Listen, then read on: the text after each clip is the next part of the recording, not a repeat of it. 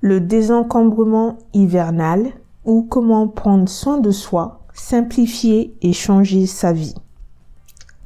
L'hiver est considéré comme une saison féminine à cause de son énergie descendante et introspective. Dans cet épisode, vous allez découvrir le sens caché de la saison hivernale, ce qui se passe en cas de déséquilibre émotionnel, ce qu'est le désencombrement, comment désencombrer pour prendre soin de vous, simplifier et changer votre vie. Hello ladies, l'hiver est là.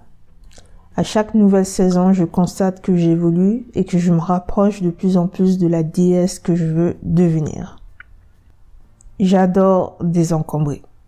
Et c'est pour ça que je fais des épisodes où je crée des ressources sur ce qui touche au désencombrement, notamment à chaque changement de saison. Selon la médecine traditionnelle chinoise, les différentes saisons sont associées aux 5 éléments. Le feu, la terre, le bois, le métal et l'eau. On a déjà vu que l'automne est lié au métal. La saison hivernale est liée à l'élément eau. Dans cette médecine traditionnelle, on nous enseigne que les humains doivent vivre en harmonie avec les saisons. Alors, c'est compliqué de faire cela avec ce monde moderne, mais on peut s'adapter. Le changement de saison est une invitation pour désencombrer, surtout si vous avez le sentiment d'être angoissé, déprimé, encombré, bloqué ou de ne pas avancer dans la vie. J'espère que ce 5e bonus va vous inspirer. Si vous avez des questions, n'hésitez pas à me contacter. L'hiver, la saison de la réflexion ou de la contemplation. L'hiver est la dernière saison de notre cycle annuel. C'est la période de transition entre le tumulte de l'automne et le réveil du printemps. C'est aussi la période où la terre, les plantes et les arbres se reposent. Certains animaux hibernent. C'est la saison des couleurs froides et ternes. La nature se teint de blanc, de gris et de marron. Elle accueille la neige, le froid, le vent et s'endort dans le silence. L'hiver symbolise l'obscurité, le féminin, le flux, la sagesse, l'intuition et la créativité. L'énergie de l'hiver est calme. Elle nous invite à la contemplation, à l'introspection, au repli et au repos intérieur. Elle nous pousse à faire le tri entre l'ancien et le nouveau à venir. La vision de la médecine traditionnelle chinoise. En médecine chinoise, l'hiver est la saison de l'élément eau et des organes reins vessis. L'eau ainsi que les reins sont associés à la peur. La peur est une émotion importante car elle permet de faire attention à son environnement et de réagir face aux dangers réels ou à une situation jugée comme risquée. Les reins sont considérés être des éléments féminins. Ils sont aussi considérés comme la racine de la vie. Ils abritent ce qu'on appelle le qi, donc l'essence. Ils sont responsables entre autres de la fertilité, de la reproduction, de la croissance et de la volonté personnelle. Ils assistent les autres organes. Le partenaire masculin est la vessie. Sa fonction première est de stocker les liquides déchets ou en surplus, mais aussi de les réutiliser ou de les faire sortir. Si on ne prend pas soin de soi, les reins n'arrivent plus à faire leur travail correctement. On est plus vulnérable aux problèmes de santé, donc ça peut être les maux de tête, la douleur au bas du dos, la rétention urinaire, la fatigue, les problèmes sexuels, et ça c'est sur le plan physique. Sur le plan émotionnel, lorsqu'on a une carence en eau, la peur normale se transforme en peur excessive, en anxiété chronique ou encore en phobie intense. Physiologiquement, la peur augmente la production d'adrénaline, ce qui accélère le rythme cardiaque. On transpire, les muscles se contractent et on retient notre respiration. Tout ce système piège l'énergie dans la poitrine, provoquant parfois des sensations d'oppression. Ces réactions physiques nourrissent notre peur et créent un cercle vicieux. Pourquoi ? L'excès de peur déséquilibre l'énergie des reins, qui à son tour augmente la sensation de peur. Et en plus de ça, on a du mal à s'adapter et on résiste au changement. Vous n'êtes pas obligé de ressentir de la peur parce que nous sommes en hiver. Peut-être que vous ressentez une autre émotion. Quoi qu'il en soit, acceptez cette émotion et comprenez que chaque émotion a son rôle à jouer dans notre vie. Le problème ne commence qu'avec la mauvaise gestion de l'émotion. Beaucoup de personnes pensent que désencombrer, c'est juste vider et ranger une maison. En fait, c'est plus que ça. Le désencombrement est une technique d'épuration à la fois éprouvante, amusante et créative qui peut changer toute notre vie. Il s'agit de se débarrasser des choses qui encombrent ou paralysent. Ces choses peuvent être physiques, mentales, émotionnelles ou spirituelles. En faisant le tri ou le vide, on arrive à prendre soin de nous, on nourrit nos énergies féminines et masculines, on simplifie et change notre vie, car on attire les opportunités et le renouveau, et surtout on se rapproche de la femme que l'on veut devenir. Je vous propose 6 idées pour désencombrer durant cet hiver. Première idée, désencombrer sa maison. Si vous ne pouvez pas désencombrer tout votre logement, faites au moins l'entrée et les 2 pièces les plus importantes pour vous. Débarrassez-vous des choses. Et par choses, j'entends les produits, les cosmétiques, les vêtements, les chaussures, les accessoires, les bijoux, les sacs, les objets de décoration, le linge de maison, les produits ménagers, les meubles.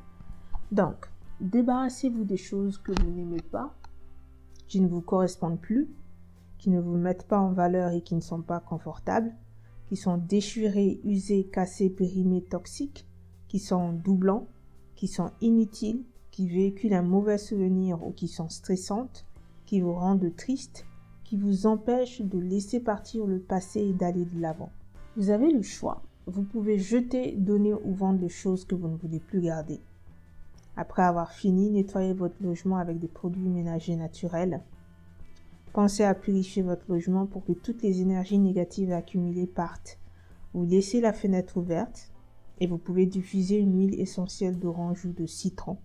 Sinon, vous pouvez mélanger du sel et de l'eau dans un spray et vaporiser dans tout le logement. Deuxième idée, libérer son esprit. Il est nécessaire de prendre en compte votre peur et votre émotion et d'y faire face plutôt que de les laisser enfuis à l'intérieur.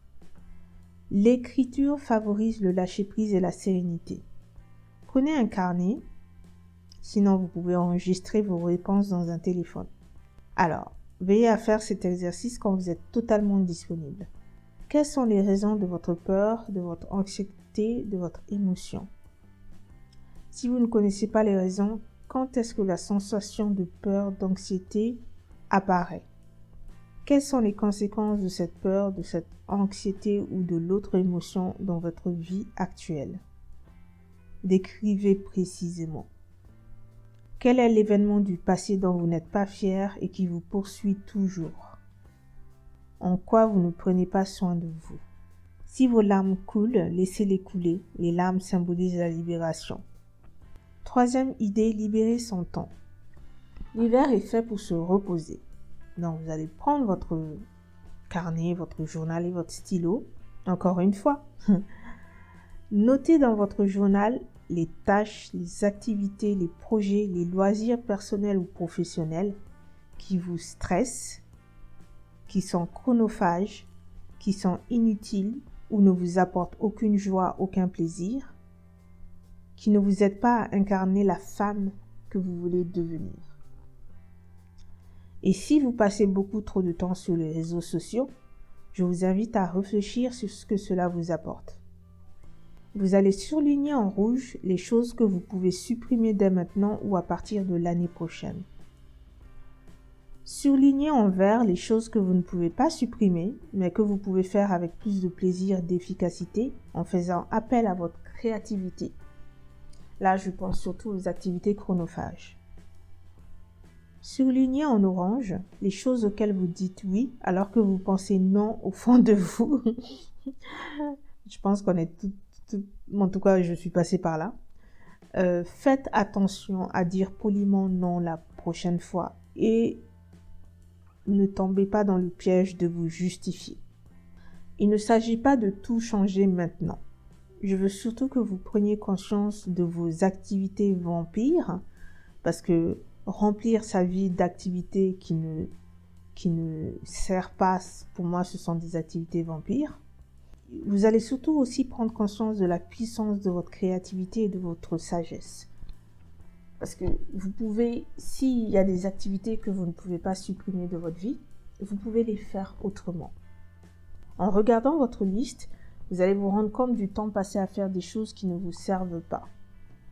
Et si vous arrivez à libérer votre agenda, Vous gagnerez du temps pour prendre soin de vous, pour réaliser vos désirs profonds et pour passer plus de temps avec les gens que vous aimez.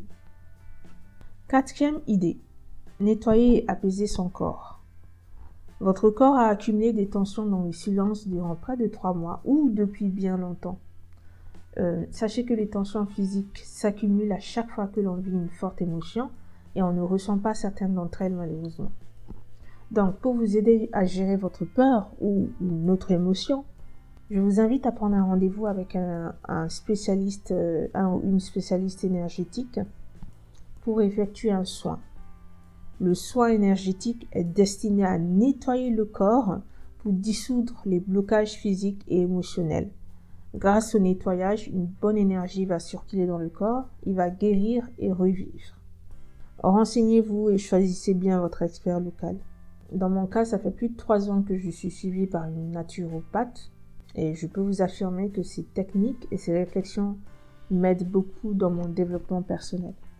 Et pour le nombre de séances, alors, selon votre situation personnelle, 2 séances peuvent suffire. 2 fois, il en faut 3 pour un début. Mais n'hésitez pas à en parler avec votre expert qui saura vous conseiller.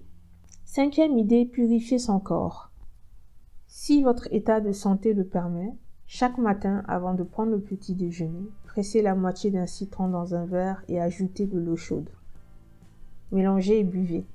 Cette potion permet de vous hydrater et de détoxifier vos organes. N'abusez pas d'aliments qui stressent. Les aliments frits, les aliments très gras, le sucre blanc, la farine blanche, les aliments tout cuits, tout ça, évitez le plus possible. L'hiver est connu pour les problèmes de grippe et de rhume, donc vous pouvez vous protéger en vous lavant les mains régulièrement et en essayant de ne pas toucher votre visage. 6e idée, faire le tri virtuel et physique. Désinscrivez-vous de toutes les newsletters inutiles pour vous. Désabonnez-vous de tous les podcasts et chaînes YouTube que vous n'écoutez pas, que vous ne regardez pas ou qui ne vous inspirent pas. Quittez tous les groupes Facebook qui ne vous apportent aucune valeur. Supprimez tous les mails inutiles et ceux que vous ne lirez jamais. Supprimez tous les fichiers inutiles de vos différents écrans. Jetez tous les papiers ou documents dont vous n'avez plus besoin. Vous pouvez scanner les plus importants et les stocker dans des espaces virtuels comme Google Drive, Dropbox ou sur un disque dur externe. N'hésitez pas à vous faire envoyer vos factures par mail pour éviter l'accumulation de documents dans votre logement. Résumons. L'hiver est une saison féminine qui invite à l'introspection, au repli et au repos intérieur. Son élément est l'eau, ses organes sont les reins, et ces éléments symbolisent la peur. Le désencombrement hivernal permet de prendre soin de soi, de simplifier, de changer sa vie. Pour ce faire, il faut désencombrer votre maison, libérer votre esprit, supprimer les activités inutiles de votre vie, libérer et apaiser votre corps par des soins énergétiques, faire un tri dans votre caverne numérique et administratif. Grâce au désencombrement, vous pouvez mettre en place après des rituels Hugues d'hiver. Voici le titre du prochain épisode. Quelques idées Hugues pour accueillir l'hiver, la Noël, la nouvelle année et prendre soin de soi au féminin. Voici les ressources que je vous conseille. Écoutez l'épisode 9, S1-9, prendre soin de son corps pour s'aimer, s'accepter et se sentir femme. L'épisode S1-10, désencombrer et prendre soin de sa maison pour se sentir bien chez soi et réaliser ses désirs de féminité. Et pensez à vous abonner à la chaîne Magique et Sensuelle et activer la cloche pour ne rien manquer. À bientôt!